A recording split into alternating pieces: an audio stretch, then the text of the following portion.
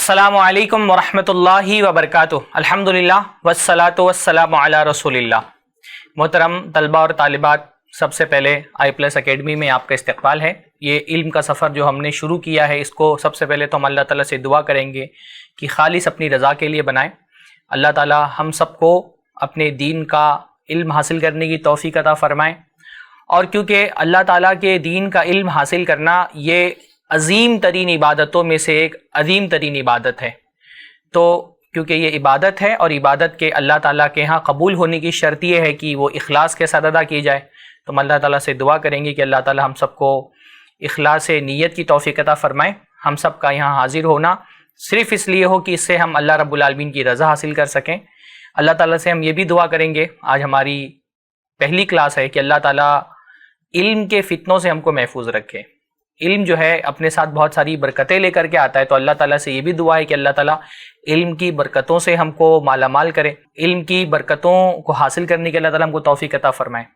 اور علم اپنے ساتھ بہت سارے فتنے اور بہت ساری آزمائشیں بھی لے کر کے آتا ہے، تو اللہ تعالیٰ ہم کو علم کے فتنوں سے بچائے، علم کی آزمائشوں سے بچائے۔ اللہ تعالیٰ علم کو خالص اللہ تعالیٰ کی رضا کے لیے حاصل کرنے کی توفیق نصیب فرمائے۔ ہم کو اللہ تعالیٰ ان لوگوں میں شامل ہونے سے بچائے جن کے لیے علم کا حصول اس لیے ہوتا ہے، جن کا مقصد علم حاصل کرنے کا یہ ہوتا ہے کہ وہ لوگوں پہ غرور اور تکبر کریں، اپنے آپ کو لوگوں کے سامنے بڑا ثابت کریں، فخر و مباحات کے لیے علم حاصل کریں۔ تو یہ انشاءاللہ تعالی ہماری آج کی پہلی کلاس ہے، اور اس کلاس میں ہم پڑھنے والے ہیں جو کتاب، اس کتاب کا نام ہے الاصول من علم الاصول۔ اب انشاءاللہ تعالی ہم کتاب کا بھی آغاز کریں گے۔ کتاب کا جو نام ہے انشاءاللہ تعالی اس کی تشریح بھی دیکھیں گے۔ فی الحال پہلی کلاس کیونکہ یہ ہے، تو ہم کو یہ سمجھنا چاہیے کہ یہ کس فن کی کتاب ہے، یعنی کون سا سبجیکٹ ہے۔ یہ الگ الگ سبجیکٹ ہوتے ہیں جو ہم اسلامی علوم میں پڑھتے ہیں۔ ہم اسلامی علوم میں عقیدہ پڑھتے ہیں، ہم اسلامی علوم میں تفسیر پڑھتے ہیں، ہم فقہ پڑھتے ہیں اسلامی علوم میں۔ ہم اسلامی علوم میں دو طرح کے علوم پڑھتے ہیں بنیادی طور پہ۔ کچھ علوم وہ ہیں جن کو علوم غایہ کہا جاتا ہے، یعنی جن کو پڑھنا اصل مقصود ہوتا ہے، جیسے عقیدہ، یہ علوم غایہ ہے۔ یہ وہ بنیادی طور پہ، غایت کا مطلب ہوتا ہے مقصد، یعنی ایک طالب علم کا مقصد اپنے عقیدے کی اصلاح ہے۔ بنیادی طور پہ عقیدہ سیکھنا، قرآن سمجھنا، حدیث سمجھنا، تفسیر سمجھنا، یہ وہ علوم ہے جن کو علوم غایہ کہا جاتا ہے۔ علوم غایہ کا مطلب وہ علوم، اصل مقصد جن کا حاصل کرنا وہی ہے۔ غایت کا مطلب ہوتا ہے منزل، مقصد۔ تو ایک طالب علم کا اصل مقصد تو ہے قرآن کو سمجھنا، حدیث کو سمجھنا، عقیدے کو سمجھنا، تفسیر کو سمجھنا، فقہ کا جاننا۔ اس لیے یہ جو علوم ہیں ان کو کیا کہا جاتا ہے؟ علوم غایہ، کہ اصل مقصد ان علوم تک کے پہنچنا ہے۔ کچھ علوم ہوتے ہیں جن کو علوم اعلیٰ کہا جاتا ہے۔ اعلیٰ کا مطلب ہوتا ہے کہ ٹھیک ہے ان علوم تک کے ہم کو پہنچنا ہے، لیکن ان تک پہنچنے کے لیے ہم کو کچھ وسائل چاہیے، کچھ علوم چاہیے۔ ان علوم کو سیکھے بغیر، ان سائنسز کو سیکھے بغیر ہم ان علوم تک نہیں پہنچ سکتے۔ مثلا تفسیر علم غایہ ہے، ایسا علم ہے جس تک کہ ہم کو پہنچنا ہے۔ اصل مقصود تو تفسیر سمجھنا ہے، پر تفسیر سمجھنے کے لیے ہم کو کچھ علوم کی ضرورت ہے جن کو علوم غایہ کہا جاتا ہے، جیسے اصول تفسیر، جن کو علوم اعلیٰ کہا جاتا ہے، جیسے اصول تفسیر۔ تو آپ کو اگر تفسیر سیکھنا ہے تو آپ کو اصول تفسیر سیکھنی پڑے گی۔ تفسیر علم غایہ ہے، اور اصول تفسیر یہ علم اعلیٰ ہے۔ اعلیٰ کا مطلب ہوتا ہے ٹول۔ تو اصل مقصد تو ہمارا تفسیر سیکھنا ہے، پر تفسیر ہم اس وقت تک نہیں سیکھ سکتے جب تک کہ ہم اصول تفسیر نہ پڑھ لیں۔ تو تفسیر علم غایہ ہے، اور اصول تفسیر کیا ہے؟ علم اعلیٰ ہے۔ اعلیٰ مطلب ٹول، ہم کہتے ہیں نا ٹول، کوئی سامان ہوتا ہے تو اس کو ٹولز کہتے ہیں ہم، تو یہ ٹولز ہوتے ہیں، اس کو آلے کو ٹولز کہا جاتا ہے۔ آپ کا مقصد ہے حدیث سمجھنا، حدیث تک کے پہنچنا، پر حدیث سمجھنے کے لیے، حدیث کی صحت کو جانچنے کے لیے، حدیث کو صحیح اور ضعیف میں تمیز کرنے کے لیے، مقبول اور مردود حدیث کو الگ الگ کرنے کے لیے آپ کو اصول حدیث پڑھنی پڑے گی۔ تو حدیث تو علم غایہ ہے، آپ کا اصل مقصد تو حدیث تک کے پہنچنا ہے، پر اس تک پہنچنے کے لیے آپ کو کچھ ٹولز کی ضرورت ہے، اس میں سے آپ اصول حدیث ہے۔ تو اصول حدیث علم اعلیٰ ہے، اور حدیث کیا ہے؟ علم غایہ ہے، غایہ اور اعلیٰ۔ ایسے ہی ایک ایمان والے بندے کی زندگی کا مقصد ہوتا ہے فقہی احکام کو سمجھنا، فقہ کا جاننا، یہ علم غایہ ہے، فقہ کا سمجھنا۔ ہر انسان عبادات کے لیے، معاملات کے لیے शरीयत के फ़िक़ही हकाम को समझना उसकी ज़िंदगी का एक मकसद होता है, उसकी एक मंजिल है। पर फ़िक़्ह को समझने के लिए आपको उसके टूल्स को जानना ज़रूरी है। और फ़िक़्ह को समझने के लिए क्या जानना ज़रूरी है? उसूल फ़िक़्ह, प्रिंसिपल्स ऑफ फ़िक़्ह। फ़िक़्ह के कुछ प्रिंसिपल्स होते हैं, फ़िक़्ह के कुछ रूल्स होते हैं, कुछ कवानीन होते हैं, कुछ फाउंडेशंस होते हैं, कुछ कायदे होते हैं। जब आप उन फ़िक़ही कायदों को समझ लेते हैं तो फ़िक़्ह आपके समझ में आती है। तो फ़िक़्ह आपकी मंजिल है और उस मंजिल तक ले जाने वाला रास्ता क्या है? उसूल फ़िक़्ह। तफसीर आपकी मंजिल है, उस तफसीर तक ले जाने वाला रास्ता क्या है? उसूल तफसीर। आपकी मंजिल हदीस है, पर हदीस तक पहुंचने के लिए आपको पहले क्या सीखना पड़ेगा? उसूल तफसीर। और भी बहुत सारे उलूम आला बहुत सारे हैं। कुरान और हदीस आपकी मंजिल है, पर कुरान और हदीस को समझने के लिए, कुरान और हदीस तक पहुंचने के लिए आपको क्या सीखना पड़ेगा? आपको नहव सीखनी पड़ेगी, सर्फ सीखनी पड़ेगी, जो माशाअल्लाह आप लोग सीख चुके होंगे कुछ और कुछ सीख रहे होंगे। तो कुरान और हदीस तो असल मतलूब है। शरीयत ने हमसे असल मतलूब ये नहीं कि हम अरबी जबान सीखें, लेकिन अगर अरबी जबान नहीं सीखेंगे तो कुरान और हदीस भी नहीं समझ सकते। तो कुरान और हदीस क्या है? हमारी गायत है, हमारा मकसद है, हमारी मंजिल है। पर उस मंजिल तक जाने के लिए जब तक आप रास्ते पे नहीं चलते मंजिल तक नहीं पहुंच सकते ना। तो आपकी मंजिल तक आपको पहुंचाने वाला जो रास्ता है वो क्या है? अरबी जबान है। आखिर ये बात समझ में आनी चाहिए आप लोगों को ना, कि आप लोगों ने माशाअल्लाह इस अकेडमी में जो दाखिला लिया है और जो मज़ामीन आप पढ़ रहे हैं, जो सब्जेक्ट्स आप पढ़ रहे हैं, जो साइंसेज आप पढ़ रहे हैं, जो फ़नून आप पढ़ रहे हैं, तो सिर्फ आपको कुरान और हदीस क्यों नहीं पढ़ा दिया जा रहा? आप माशाअल्लाह नौ भी पढ़ रहे हैं, आप सर्फ भी पढ़ रहे हैं, आप बलागा भी पढ़ रहे हैं। तो सर्फ, नौ और बलागा ये बाकायदा आपका मकसूद तो नहीं है ना। अरबी तो अल्लाह के नबी के ज़माने में अबू जहल को भी आती थी, अबू तालिब को भी आती थी, हज़रत अबू बकर को भी आती, हज़रत उमर को भी आती थी। अरबी जानना डायरेक्ट मकसूद नहीं है आपका। दीन डायरेक्ट आपसे मुतालबा नहीं कहा था कि आपको अरबी आनी चाहिए, पर क्या है? कुरान और हदीस जानना तो आपकी जिम्मेदारी है। कम से कम उम्मत में कुछ लोग ऐसे होने चाहिए जो कुरान और हदीस के बिल्कुल माहिर हो, जिनको आलिम कहा जाता है। सारे लोग तो आलिम नहीं बन सकते, पर कुछ तो कुरान और हदीस के आलिम होना चाहिए। और कुरान और हदीस का इल्म बगैर अरबी जाने आप नहीं सीख सकते। तो कुरान और हदीस आपका असल मकसूद है, लेकिन उस मंजिल तक पहुंचाने वाला रास्ता क्या है? अरबी जबान है। अगर आप अरबी जबान नहीं सीखेंगे, यानी आप मंजिल तक पहुंचने के लिए रास्ते पर चलना पड़ता है ना, उस रास्ते पर अगर आप नहीं चलेंगे तो उस मंजिल तक नहीं पहुंच सकते। तो जो आपकी मंजिल है वो कुछ उलूम है, कुछ साइंसेस हैं जो आपकी मंजिल है, कुछ फनून है जो आपकी मंजिल है, जहां तक आपको पहुंचना है। उन उलूम को और फनून को जिनको हासिल करना असल आपका मकसद है, आपका मतमह नजर है, आपका असल टारगेट उन उलूम तक के पहुंचना है। उन उलूम को क्या कहा जाता है? नीचे लिखिए, उसको कमेंट भी करते रहिए कोई बात अगर मैं पूछूं तो। क्या कहा जाता है उन उलूम को? उलूमे गाया। हमारी गायत असल में वो है, हमारा मकसद असल में वो है। लेकिन जाहिर सी बात है किसी मंजिल तक पहुंचने के लिए कुछ रास्तों पे चल के जाना पड़ता है। तो वो उलूम जो आप हासिल करते हैं ताकि अपने टारगेट को अचीव कर सकें, अपनी मंजिल तक पहुंच सकें, तो वो जिन रास्तों को आप इख्तियार करते हैं, जिन उलूम को आप सीखते हैं, उन उलूम तक पहुंचने के लिए जो आपके टारगेट है, उन उलूम को क्या कहा जाता है? उलूमे आला कहा जाता है। तो ये पहली बात आप समझ लें कि जो फनून आप सीख रहे हैं, जो मज़ामीन आपको पढ़ाए जा रहे हैं, जो मादे आपको पढ़ाए जा रहे हैं, उनमें से कुछ मज़ामीन वो है जो उलूमे गाया की हैसियत रखते हैं और कुछ मज़ामीन वो है जो उलूमे आला की हैसियत रखते हैं। ठीक है, जो उलूमे गाया है वो बहुत अहम है, पर उलूमे गाया अगर उलूमे आला के बगैर हासिल नहीं किए जा सकते हैं तो उलूमे आला भी बहुत अहम है। मंजिल अहम है तो मंजिल तक पहुंचने का रास्ता भी अहम है। आप रास्ते पे नहीं चलेंगे तो मंजिल तक पहुंच नहीं सकते। तो जितनी अहमियत उलूमे गाया की है उतनी ही अहमियत उलूमे आला की भी है। जैसे हमारे यहाँ फ़िक़्ह में ही एक उसूल बयान किया जाता है ना कि भाई फ़क़ीह के लिए एक उसूल बयान किया जाता है, मा ला यतिम्मु बिहिल वाजिबु फहुवा वाजिबुन। जिस चीज़ के बगैर वाजिब पर अमल ना हो सकता हो तो वो चीज़ भी अपने आप में क्या होती है? वाजिब होती है। यानी एक वाजिब है, उस पर अमल करने के लिए आपको जिन असबाब का इख्तियार करना लाजिम है, उन असबाब का इख्तियार किए बगैर आप वो काम नहीं कर सकते। तो जो काम वाजिब होता है, जैसे मस्जिद में नमाज पढ़ना वाजिब है। अब मस्जिद में नमाज पढ़ने के लिए आपको घर से बाहर निकलना पड़ेगा, रास्ते पर चल के जाना पड़ेगा, तो घर से बाहर निकलना, रास्ते पर चल के जाना वाजिब है। حج کرنا آپ پر واجب ہو گیا، پاسپورٹ بنانا واجب نہیں ہے، بغیر پاسپورٹ بنائے حج نہیں کر سکتے، تو پاسپورٹ بنانا بھی آپ پر کیا ہے؟ واجب ہے۔ تو علوم غایہ یعنی قرآن و سنت کے اندر گہرائی کے ساتھ علم حاصل کرنا، تو یہ فرض کفایہ ہے، یعنی امت میں کچھ لوگ ایسے ہونے چاہیے جن کا ڈیپ نالج ہو قرآن و سنت کے بارے میں، اور یہ ڈیپ نالج حاصل کرنے کے لیے آپ کے لیے لازم ہے کہ آپ پہلے عربی زبان سیکھیں، اصول حدیث سیکھیں، اصول تفسیر سیکھیں، تو ان علوم کا حاصل کرنا بھی کیا ہے؟ فرض کفایہ ہے۔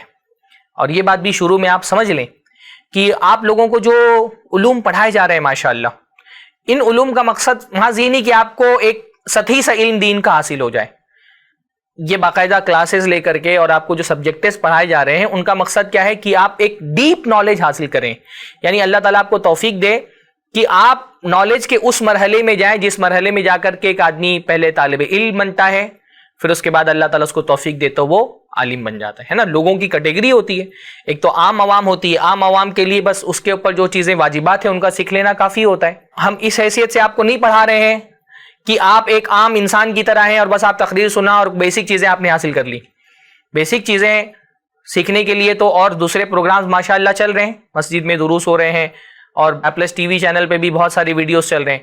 ہمارا مقصد آپ کو بیسک نالج فراہم کرنا نہیں ہے۔ آپ یہاں تک پہنچے ہیں اور میری ویڈیو سن رہے ہیں، اس کا مطلب آپ خود بھی بیسک نالج انشاءاللہ تعالی حاصل کر چکے ہیں۔ اب آپ ایک پرو لیول کے طالب علم بن گئے ماشاءاللہ، آپ ایک عوامی سطح سے اٹھ کر کے اب آپ تھوڑا سا ڈیپ نالج دین کی حاصل کرنا چاہ رہے ہیں۔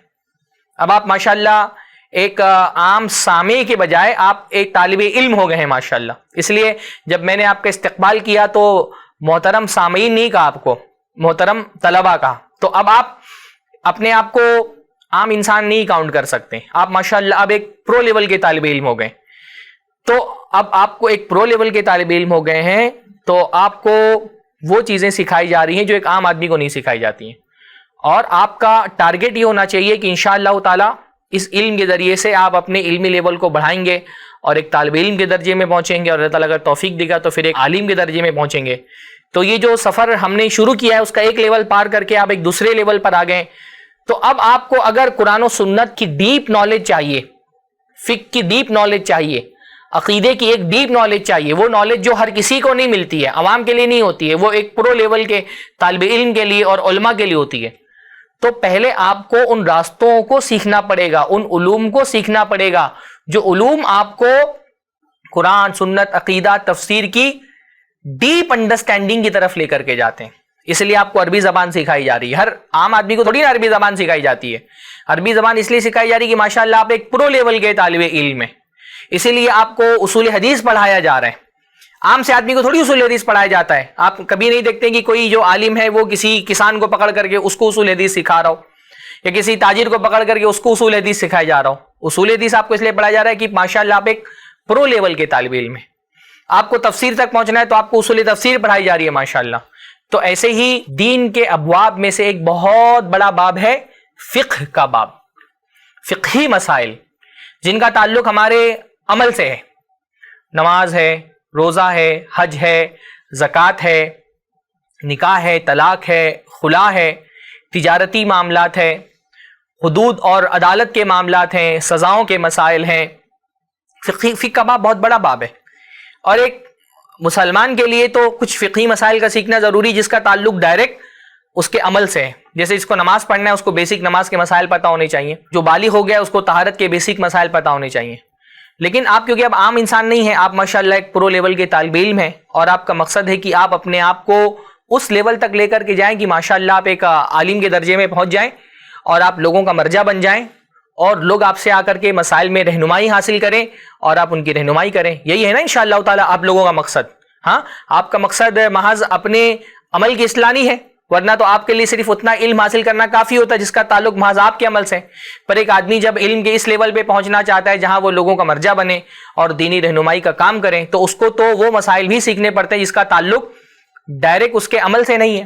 مثلا ایک عورت ہے، اس کو پاکی ناپاکی کے اتنے حکام سیکھنا ضروری ہے جتنا اس کے مسئلہ ہے، مرد کے لیے وہ حکام سیکھنا ضروری نہیں ہے۔ پر ایک آدمی اگر عالم دین ہے تو اس کو حیض نہیں آتا ہے، لیکن پھر بھی اس کو حیض کے مسائل سیکھنے پڑتے ہیں نا، کیونکہ وہ جو سیکھ رہا ہے وہ محض اپنے عمل کے لیے نہیں سیکھ رہا بلکہ لوگوں کی رہنمائی کے لیے بھی سیکھ رہا ہے۔ تو جو فقہی احکام ہے وہ دین کا ایک بہت بڑا حصہ ہیں. طہارت کے مسائل، نماز، روزہ، حج، زکوٰۃ، جو عبادات کے مسائل ہیں، پھر جو معاملات کے مسائل ہیں، نکاح، طلاق، خلا، بیوع وغیرہ. اب یہ فقہی احکام سیکھنے کے لیے یعنی آپ کا اصل مقصد تو فقہ سیکھنا ہے، لیکن فقہ سیکھنے کے لیے جو راستہ جاتا ہے وہ اصول فقہ کا ہے. جب تک اصول فقہ کے راستے پہ آپ نہیں چلیں گے آپ فقہ نہیں سیکھ سکتے. بھائی آپ ابھی طالب علم ہیں، لیکن انشاءاللہ تعالیٰ آپ کا مقصد اور آپ کا مطمع نظر اور آپ کا ٹارگٹ کیا ہے؟ آپ کو انشاءاللہ تعالیٰ فقیہ بننا ہے. انشاءاللہ بولیے، آپ کو انشاءاللہ تعالیٰ فقیہ بننا ہے. تو بھائی فقیہ بننے کے لیے آپ کو کیا سیکھنا پڑے گا؟ پہلے فقہ کے اصول سیکھنے پڑیں گے، اصول الفقہ سیکھنا پڑے گا آپ کو، فقہ کے پرنسپل سیکھنے پڑیں گے. یعنی یہ جو کتاب ہے یہ وہ راستہ ہے جو آپ کو انشاءاللہ تعالی فقہ تک لے کر کے جائے گا. فقہ کی ایک ڈیپ نالج آپ کو اس سے ملے گی، اور انشاءاللہ تعالی یہ وہ راستہ ہے، اس پر آپ چلنا انشاءاللہ تعالی آج سے شروع کریں گے. اور یہ آپ کا پہلا قدم ہے جو آپ نے بھی ماشاءاللہ رکھا ہے اس راستے پر. اور جتنا آپ محنت کریں گے، کوشش کریں گے، آگے جاتے جاتے جاتے جاتے اگر آپ کو اللہ تعالیٰ نے توفیق دی تو انشاءاللہ تعالیٰ ایک دن آپ فقیہ بن جائیں گے. انشاءاللہ آپ لوگ ایک دن فقیہ بن جائیں گے. تو یہ بھی پہلا قدم آپ نے راستے میں رکھا ہے. اللہ تعالیٰ ہم سب کو اس راستے پر دور تک کے جانے کی توفیق نصیب فرمائے. ہر بڑی منزل کے لیے پہلا قدم بہت اہم ہوتا ہے، اور ہر بڑی منزل کے لیے پہلا قدم چھوٹا ہی ہوتا ہے. علوم کا معاملہ جم مار کر کے نہیں چلتا کہ آپ جم مار کر کے کھٹ سے جو ہے وہ کسی پرو لیول پہ پہنچ جائیں. ہر بڑے منزل تک پہنچنے کی شروعات ایک چھوٹے قدم سے ہوتی ہے. تو یہ پہلا چھوٹا قدم جو آپ نے انشاءاللہ تعالی ایک میدان میں رکھا ہے، ایک راستے پر رکھا ہے، یہ راستہ آپ کو انشاءاللہ تعالی فقیہ بننے تک کے لے کر کے جائے گا. اللہ تعالی ہم سب کو اس کی توفیق عطا فرمائے. تو اصول فقہ بہت اہم موضوع ہے. بغیر اصول فقہ سیکھے ہوئے بندہ فقیہ نہیں بن سکتا، شریعت کے احکام نہیں سیکھ سکتا، اللہ رب العالمین کی مراد تک نہیں پہنچ سکتا، اللہ کے رسول صلی اللہ علیہ وسلم کی مراد تک نہیں پہنچ سکتا. اب یہ جو میں نے کہا اللہ کی مراد تک پہنچنا، رسول اللہ صلی اللہ علیہ وسلم کی مراد تک پہنچنا، اس سے میری کیا مراد ہے؟ میں اصل میں آپ لوگوں نے سمجھانا چاہ رہا ہوں، بھائی دنیا میں ہم لوگ آئے ہیں اللہ تعالیٰ کو راضی کرنے کے لیے. تو اللہ تعالیٰ کو راضی کرنے کے لیے کیا ضروری ہے؟ کہ ہم وہ عمل کریں جس سے اللہ تعالیٰ خوش ہوتا ہے. ہم وہ عمل کریں جس سے اللہ تعالیٰ خوش ہوتا ہے. کیسے پتا چلے گا اللہ تعالیٰ کس عمل سے خوش ہوتا ہے اور اللہ تعالیٰ کس عمل سے ناخوش ہوتا ہے؟ اللہ کو کیا پسند ہے، کیا ناپسند ہے، کہاں سے ہم کو پتا چلے گا؟ اللہ تعالیٰ نے ہم کو اپنی عقل کے سپرد تو نہیں کر دیا کہ ہم اپنی عقل سے طے کر لیں اللہ ہمارے لیے کیا پسند کرتا ہے، کیا ناپسند کرتا ہے، کیا ہمارے لیے جائز ہے، کیا ناجائز ہے، کیا کرنا ہمارے لیے ضروری ہے، کیا کرنا ہمارے لیے مستحب ہے، کیا کرنا ہمارے لیے حرام ہے، کیا کرنا ہمارے لیے اللہ تعالیٰ کے لیے ناپسندیدہ ہے، اور کون سا عمل ہے جس کے کرنے یا نہ کرنے سے کوئی فرق نہیں پڑتا ہے. یہ ہم کو جاننا پڑے گا نا. تو یہ ہم کو کیسے پتا چلے گا ہمارے لیے اللہ نے کیا پسند کیا ہے، کیا ناپسند کیا ہے، کن چیزوں کا حکم دیا، کن سے روکا ہے؟ یہ جاننے کے لیے اللہ تعالیٰ نے ہم کو اندھا بہرا نہیں چھوڑ دیا ہم اپنی عقل سے طے کریں گے. اللہ تعالیٰ نے ایک کتاب نازل کی اور اللہ تعالیٰ نے ایک رسول کو بھیجا. اس کتاب کے ذریعے سے اور اس رسول کے ذریعے سے ہم کو یہ پتا چلتا ہے کہ اللہ تعالیٰ نے ہم کو کن چیزوں کا حکم دیا ہے اور کن چیزوں سے روکا ہے. تو اللہ کو خوش کرنا ہے تو ہم کو وہ کرنا پڑے گا جس کا حکم اللہ نے دیا ہے، اور ان چیزوں سے بچنا پڑے گا جن سے اللہ تعالیٰ نے روکا ہے. اب تو بھائی اس کا مطلب قرآن اور حدیث میں ہم کو یہ بات ملے گی کہ اللہ تعالیٰ ہمارے لیے کیا پسند کرتا ہے اور کیا ناپسند کرتا ہے. تو کیا ایسا ہے کہ مطلب کوئی بھی آدمی اٹھے اور قرآن پڑھے اور حدیث پڑھے اور سمجھ لے کہ اللہ تعالیٰ نے اس کے لیے کیا پسند کیا، کیا ناپسند کیا ہے؟ کیا قرآن اتنی آسان کتاب ہے اور حدیثیں کیا اتنی آسان ہے کہ بس کوئی بھی اٹھے اور قرآن پڑھے اور اس سے سمجھ لے اللہ تعالیٰ کی کیا مراد ہے، اللہ نے اس پر کیا واجب کیا ہے، کیا مستحب کیا ہے، کیا حرام کیا ہے، کیا مکروہ ہے، اس کے لیے کیا مباح ہے؟ کیا ایسے ہی اٹھ جائیں اور حدیث پڑھ کر کے اس سے حکم نکالنا شروع کر دے؟ نہیں بھائی، قرآن آسان ہے پر قرآن نصیحت کے لیے آسان ہے. قرآن بیسک جو دین کی نصیحتیں ان کو سمجھنے کے لیے قرآن آسان ہے. قرآن سے استدلال کرنا آسان نہیں ہے. حدیثوں سے بیسک نصیحت کی چیزیں، بیسک عقیدے کی چیزیں آپ سیکھ سکتے ہیں، پر حدیثوں سے استدلال کرنا، استنباط کرنا، حدیثوں سے حکم نکالنا، حدیثوں سے مسائل اخذ کرنا، حدیثوں سے احکام ڈرائیو کرنا، یہ آسان کام نہیں ہے، یہ مشکل کام ہے، یہ سب کے بس کی بات نہیں ہے، کیونکہ ایسے ہی قرآن و حدیث پڑھ کر کے اس سے مسائل نہیں نکالے جاتے ہیں۔ قرآن و حدیث سے احکام نکالنے کے لیے ایک پوری سائنس ہے، اسی سائنس کا نام کیا ہے؟ اصول فقہ۔ اس لیے آپ اصول فقہ کا مطلب پہلے ہم نے تھوڑا سا سمجھ لیں، اصول فقہ کس کو کہتے ہیں؟ بھائی یہ اصول فقہ جو ہے نا، اس میں دو لفظ ہیں، ابھی تو ہم انشاءاللہ تعریف بہت تفصیل سے پڑھیں گے۔ یہ ایک لفظ ہے اصول، اور اس کے اندر دوسرا لفظ کیا ہے؟ فقہ۔ اصول اور فقہ، اچھا فقہ نہیں، فقہ بہت سارے لوگ جو ہے نا وہ فقہ بولتے ہیں، فقہ نہیں، یہ کیا ہے؟ فقہ ہے، اس میں جو قاف ہے نا اس کے اوپر ساکن ہے، فقہ، اصول فقہ۔ اصول کا مطلب ہوتا ہے پرنسپلز، قاعدے، قوانین، ضابطے، رولز، اور فقہ کا مطلب ہوتا ہے آسان لفظوں میں اردو کے ہم سمجھیں تو سمجھ، فہم۔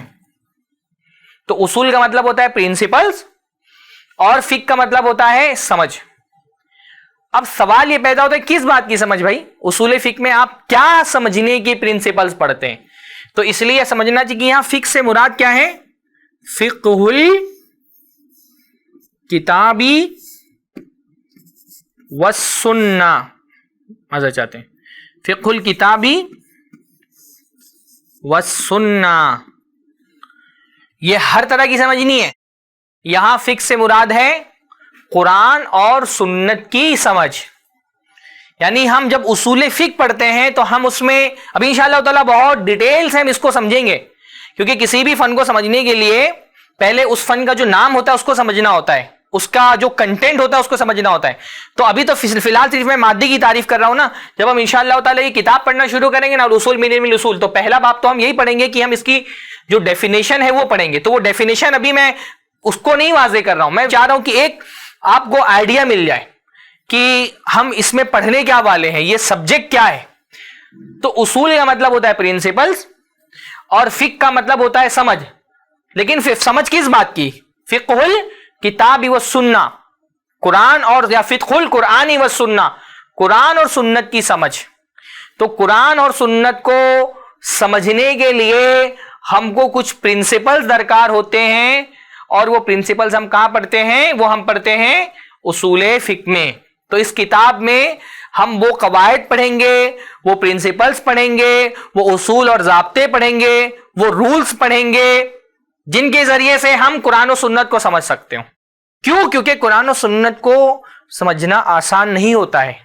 دیکھیے کیسا ہے نا، میں آپ کو کچھ چیزیں سمجھاتا ہوں۔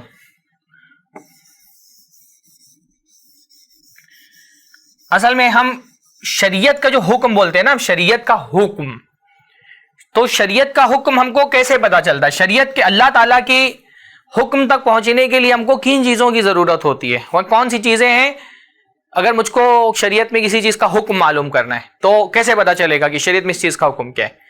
تو ہمارے پاس ایک تو چیز ہوتی ہے جن کو ہم کہتے ہیں نصوص۔ اب یہ نصوص کیا ہے؟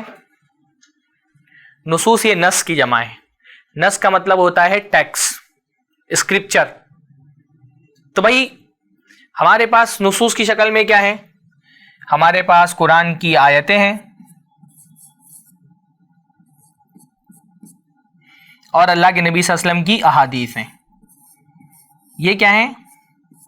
یہ نصوص ہیں، قرآن کی آیتیں اور اللہ کے نبی کی حدیث ہیں۔ دین کوئی کھلواڑ نہیں ہے کہ کوئی بھی آدمی قرآن اٹھائے اور قرآن اٹھا کر کے اپنے حساب سے اس کو سمجھنا شروع کر دے۔ تو ان آیتوں کو سمجھنے کے لیے ہم کو کچھ اصول چاہیے ہوتے ہیں، ایک پوری ہم کو سائنس چاہیے ہوتی ہے۔ یہ سائنس ہم کو کہاں تک لے کر کے جاتی ہے؟ ہم کو احکام تک پہنچاتی ہے۔ تو ایک تو ہے ہمارے پاس نصوص اور دوسرے ہمارے پاس احکام۔ نصوص سے احکام نکالنے کے لیے کچھ اصول اور ضابطے ہوتے ہیں۔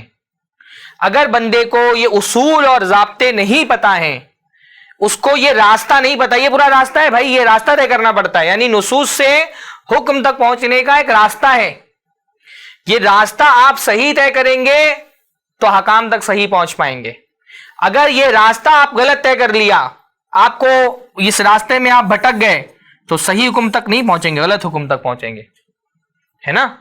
ہمارے پاس قرآن و حدیث کی آیتیں ہوتی ہیں، تو قرآن کی آیتیں ہیں، اللہ کے نبی کی حدیثیں ہیں، لیکن یہ آیت و حدیثوں کو انڈرسٹینڈ کرنے کا ایک صحیح میتھڈ ہوگا اور ایک غلط میتھڈ ہوگا. اگر آپ کے پاس انڈرسٹینڈنگ کے صحیح اصول ہیں تو آپ صحیح حکم تک پہنچ جائیں گے، اور اگر آپ کے پاس انڈرسٹینڈنگ کے اصول غلط ہیں تو آپ پھر غلط حکم تک پہنچیں گے، آپ صحیح حکم تک نہیں پہنچ سکتے. اصول فقہ میں بیسیکلی ہم یہی پڑھتے ہیں کہ وہ کون سا اصول ہیں کہ جن کو اپلائی کر کے ہم آیتوں سے صحیح طور پر حکم نکال سکیں، حدیثوں سے صحیح طریقے سے حکم لگا سکیں. اگر بندے کے پاس یہ اصولز نہیں ہوں گے، یہ پرنسپلز اس کو نہیں پتا ہوں گے، اگر وہ اس اصول فقہ کی سائنس کا ماہر نہیں ہوگا، آیتیں تو وہ پڑھے گا پر آیتوں سے جس حکم تک وہ پہنچ رہے حکم غلط ہوگا. آپ یہ دیکھیے نا کہ جتنے بھی گمراہ لوگ ہوتے ہیں ان کا پرابلم کیا ہوتا ہے، وہ بھی قرآن کی آیت ہی کوٹ کر رہے ہوتے ہیں، پر آیت کوٹ کر کے نتیجہ غلط کیوں نکال رہے ہیں؟ کیونکہ ان کو وہ آیتوں کو انڈرسٹینڈ کرنے کے لیے جو سائنس چاہیے وہ سائنس ان کے پاس نہیں ہوتی ہے. تو درست انڈرسٹینڈنگ کے لیے درست سائنس چاہیے. اس لیے ہمارے علماء کہتے ہیں، آخری بات بولتا ہوں، ہماری کلاس کا ٹائم ختم ہونے والا ہے، اس لیے ہمارے علماء کہتے ہیں من حرم الاصول حرم الوصول. جو آدمی اصول سے محروم رہا وہ وصول سے. یہ بہت پیارا سا قاعدہ ہے. ہاں، ہمارے علماء نے فرمایا کہ من حرم الاصول حرم الوصول. جو آدمی اصول سے محروم رہا وہ وصول سے بھی محروم رہا. جس کے پاس اصول نہیں ہوگا، اصول مطلب پرنسپل صحیح نہیں ہوں گے، جس کو انڈرسٹینڈنگ کی سائنس نہیں پتا ہوگی قرآن و سنت کی، وہ کیا کرے گا؟ وہ وصول سے محروم رہے گا. وصول مطلب وصلہ مطلب ہوتا ہے پہنچنا، وصول مطلب وہ صحیح حکم تک نہیں پہنچ پائے گا، اللہ تعالیٰ کی مراد تک نہیں پہنچ پائے گا. تو ابھی فی الحال آج کی پہلی ہماری کلاس تھی ہے. اللہ تعالیٰ آپ لوگوں کو برکت دے، اس علم کی فائدے کو سمجھنے کی اللہ تعالیٰ توفیق نصیب فرمائے. فی الحال مقصد صرف یہ تھا کہ آپ یہ سمجھ لیں کہ آپ پڑھنے کیا جا رہے ہیں. آپ کا یعنی جو ایک مادہ ہے، جو فن آپ پڑھنے جا رہے ہیں، جو سائنس آپ پڑھنے جا رہے ہیں، اس میں آپ کیا پڑھیں گے. تو مجھے امید ہے کہ انشاءاللہ تعالیٰ یہ بیسک ایک آئیڈیا آپ کو مل گیا ہوگا. ابھی ہم نے اصول فقہ کی پوری تعریف نہیں سمجھی، ابھی آج کی کلاس کا مقصد تھا کہ آپ کو ایک آئیڈیا مل جائے کہ آپ کیا پڑھنے جا رہے ہیں. تو ہم کیا پڑھنے جا رہے ہیں؟ ہم پڑھنے جا رہے ہیں اصول فقہ. اصول کا مطلب کیا ہوتا ہے؟ پرنسپلز، قاعدے، قوانین، رولز. فقہ کا مطلب کیا ہوتا ہے؟ سمجھنا. کس چیز کو سمجھنا؟ قرآن و سنت کو سمجھنا. تو قرآن و سنت کو سمجھنے کے لیے ہم کو کن چیزوں کی ضرورت ہوتی ہے؟ کچھ پرنسپل کی ضرورت ہوتی ہے. اس فن میں، اس مادے میں ہم انشاءاللہ تعالی وہ فن پڑھیں گے. ابھی انشاءاللہ تعالی اگلی جو ہماری کلاس ہوگی اس میں میں کچھ آپ لوگوں کو بتاؤں گا کہ اس فن کو پڑھنے کا فائدہ کیا ہے، اس کی ضرورت کیوں ہے. یعنی آپ کو ایک موٹیویشن ملے نا. آپ ایک کلاس شروع کرنے جا رہے ہیں، کوئی تقریر تو ہے نہیں، اتنا سنا سن لیا، نہیں سنا نہیں سنا. بھائی ایک فن ہے، فن پڑھنے جا رہے ہیں. فن کی آپس میں کڑیاں جڑی ہوئی ہوتی ہیں، بیچ میں کوئی بھی ایک کڑی مس ہوگی تو آگے کی چیزیں سمجھ میں نہیں آئیں گی آپ کے. تو آپ کو ایک لمبا سفر طے کرنا ہے. اس لمبے سفر کو طے کرنے کے لیے آپ کو موٹیویشن کی بھی ضرورت ہے، مجھے سمجھ میں آتا ہے.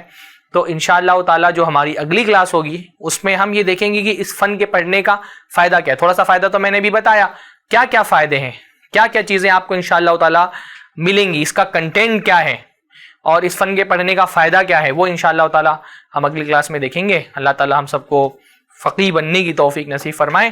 اللہ تعالیٰ اس درجے پہ ہم کو پہنچا دے کہ ہم بھی فقیہ بن جائیں اور فقیہ بن کر کے لوگوں کی رہنمائی کریں اور اس سے اللہ تعالیٰ کی رضا حاصل کر سکیں. آج کا درس ہم اسی پہ ختم کرتے ہیں. سبحان اللہ بحمدی، سبحانک اللہم بحمدک، اشہد ان لا الہ الا انت، استغفرک واتوب الیک. السلام علیکم ورحمۃ اللہ وبرکاتہ.